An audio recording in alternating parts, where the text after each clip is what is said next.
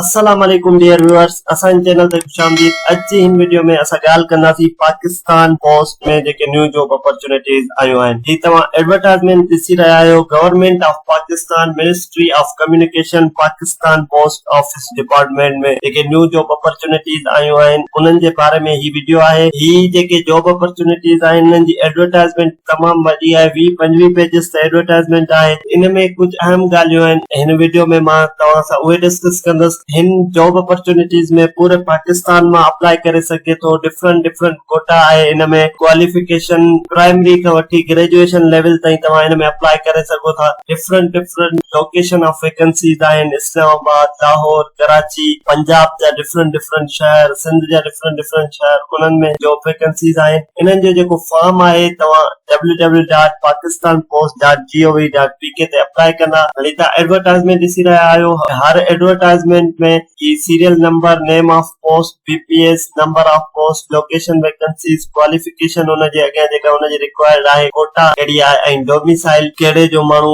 उन पोस्ट लाइ अप्लाई करे सघे थो। हर पोस्ट जे अॻियां इहे डिटेल्स लिखियल आहिनि। हाणे हिननि में जेको आहे ॿी अहम ॻाल्हि इहा आहे त ही जेके जॉब अपॉर्चुनिटीज आहिनि इन्हनि में अप्लाई करण जे लाइ डिफरेंट एड्रेसेस आहिनि। तव्हां हिकिड़ी जॉब अपॉर्चुनिटी में अप्लाई कंदो उन जो डिफरेंट एड्रेस आहे। अगरि तव्हां ॿिए कंहिं जॉब अपॉर्चुनिटी में अप्लाई कंदो उन जे लाइ फॉर्म जेको असां कुरियर सर्विस जे थ्रू पाकिस्तान पोस्ट या यूएमएस जे थ्रू मोकिलींदासीं, डिफरेंट एड्रेस आहे। हाणे असां इहा ॻाल्हि असांखे ज़हन में रखणी आहे त असां जंहिं बि पेज ते जंहिं पोस्ट लाइ अप्लाई कयूं उन जे हेठां जेका उन जी एड्रेस ॾिनल आहे, जीअं तव्हां ही ASPO ऐं ASRMS जी पोस्ट ॾिसी रहिया आहियो, इन जो टोटल वैकेंसीज 30 आहिनि। इन में तव्हां जेकर अप्लाई कंदव ही जेका फॉलोइंग एड्रेस आहे, Hasan Sarfaraz, assistant deputy director general या डायरेक्टर जनरल ऑफ इस्लामाबाद, इन ते मोकिलियो।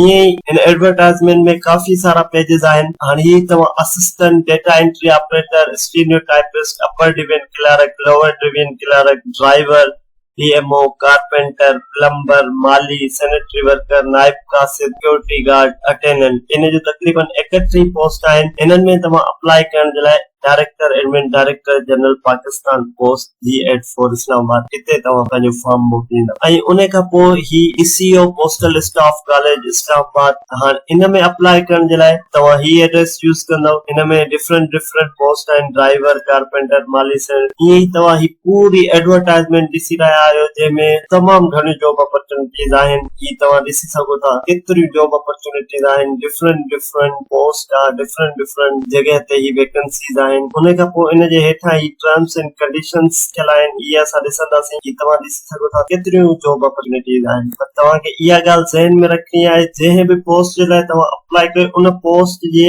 हेठां वञी ॾिसंदव त उन जो एड्रेस कहिड़ो। अगरि तव्हांजी सही एड्रेस ते फॉर्म न पहुतो तव्हां सम्झो त तव्हांजो अप्लाई न थी सघंदो। हाणे टर्म्स एंड कंडीशंस आहिनि। ही एज लिमिट आहे असिस्टेंट जे लाइ BPS 15 जे लाइ 18 खां 28 साल, ड्राइवर जे लाइ 18 खां 30 साल ऐं उन खां पोइ जेके ॿियूं सभु जॉब उन्हनि जे लाइ 18 खां 25 साल जी वैकेंसीज आहे। ऐं एज रिलैक्सेशन आहे, जेको कानून हूंदो आहे एज रिलैक्सेशन जो, उन मुताबिक तव्हांखे एज रिलैक्सेशन मिली सघे थी अगरि जेकर तव्हां अबव एज आहियो। ऐं इन सां गॾोगॾु तव्हांखे 500 जो जेको आहे पोस्टल ऑर्डर ठाहिराइणो पवंदो। ऐं तव्हांखे जेको एलिजिबल कैंडिडेट हूंदो इन में तव्हां क्वालिफिकेशन ॾिसी करे तव्हां पंहिंजी कोटा ॾिसी करे अप्लाई कंदव, अदरवाइज तव्हांजो फॉर्म रिजेक्ट थी सघे थो अगरि जेकर तव्हां एलिजिबल न हूंदा। एग्जामिनेशन जे टाइम तव्हांखे पंहिंजो CNIC खणी वञिणो आहे। उमेद था कयूं तव्हांखे सम्झ में अची वियो हूंदो इन्हनि जॉब्स में अप्लाई कीअं कजे। ऐं जेके मूं इंपॉर्टेंट ॻाल्हियूं ॿुधायूं, एड्रेस वग़ैरह थी वई,